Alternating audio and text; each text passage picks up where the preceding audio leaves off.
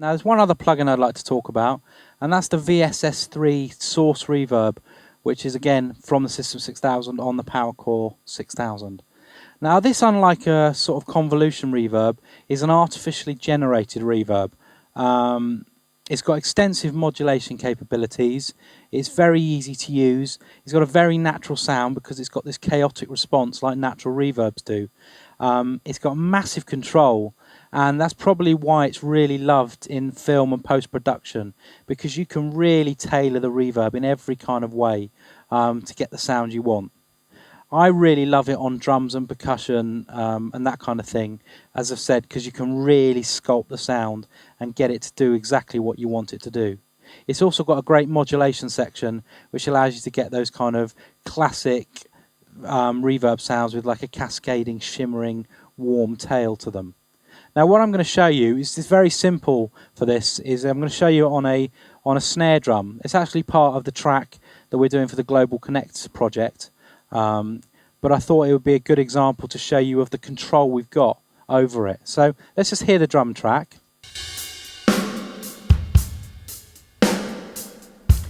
Now we're actually using two. We're using one on the snare, a VSS3, and we're using one as the main drum reverb for the rest of the drums. So let's first of all look at the one we're using on the snare drum. Now there's this one here. Now let's look at the main parameters we've got. We've got, on the main page, we've got decay, reverb delay, high cut, pre-delay, high decay, and then again the level section between the dry level, the input level, the output level, the reverb level, and the early reflections level. Now what's really great about this plugin is we can precisely tailor how much of the early reflections we want to hear and how much of the reverb tail.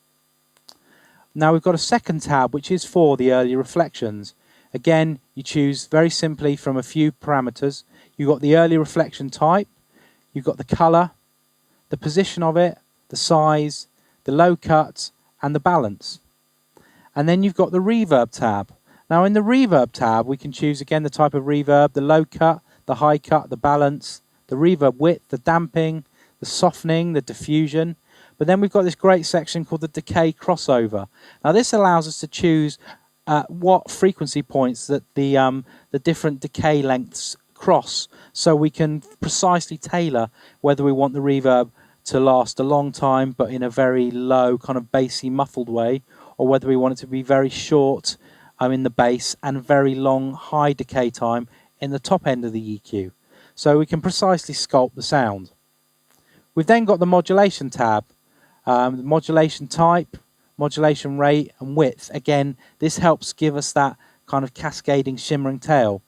And then we've got a further section called the space modulation, which is a kind of extension of the first modulation, but it allows us to really stereoize the sound and make it kind of much wider in the stereo field, which is why it's so popular in film and post-production for effects. So let's just run through some of those things we've talked about now. Okay, so we've got the main page. We've got the decay on 2.2 seconds. We can have that really high. We've got the high cut. Really dulled off that reverb now. Let all the high through. We've got pre-delay, no pre-delay at the moment. Lots of pre-delay. And we've got the reverb levels. Now at the moment we've got the early reflection on 100% and the reverb level down. We could perhaps just have no early reflections. Let's hear that. This is with no early reflection. Just a reverb tail. Slightly more artificial sound. Or we could do it the other way round. Just the early reflection. You can really hear how that early reflection adds life to the sound. Now let's move on to the early reflections page. We could change that. Perhaps we want a really odd kind of early reflection. Change the colour of it.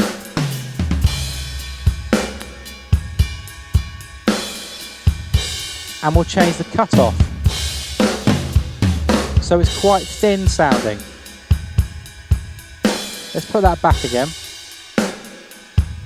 And let's go to the reverb itself. Now in here, as I've already said, we can really tailor the sound. So let's just have a listen to the reverb tail. Make sure it's on nice and high. And let's go in and change the decay crossover points. You can hear that really long, kind of dark reverb now.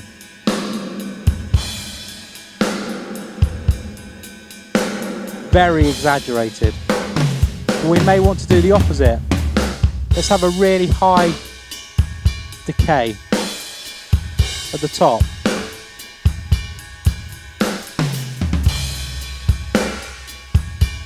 There we go.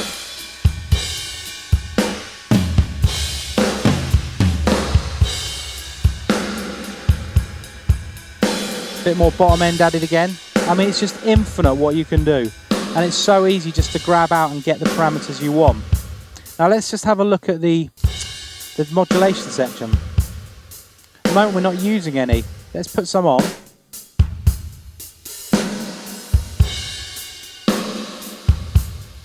Let's just hear the snare on its own.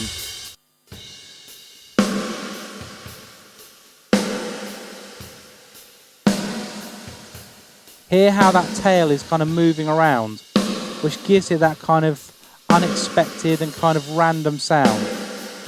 We could widen the stereo. Let's put the space modulation on high.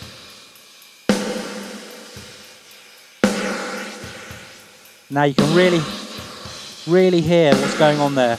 Quite extreme setting.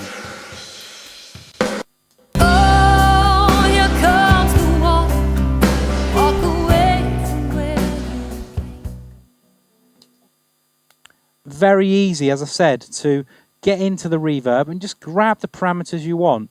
Whether you want just an early reflection type of small ambience, or whether you want a massive, big, cavernous reverb with no bottom end, it's very easy to do with the VSS3.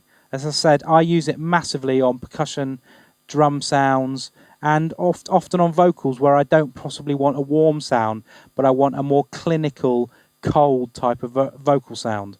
The VSS3 works wonders on that as well. So just to sum up, that's the VSS3 Source Reverb. Fantastic for drums and percussion, and for getting those really kind of controlled reverb sounds where you want to get right under the bonnet and control precisely the EQ, the characteristic of the reverb, perhaps the level between the early reflections and the reverb tail itself. And that's why it's such a favourite in film and post-production, because as I've already said, you can precisely get the reverb just to sculpt and fit into your tracks the way you want it to. And it's one of TC's premier reverb algorithms, which is used the world over, whether it be in System 6000s or now on the PowerCore 6000.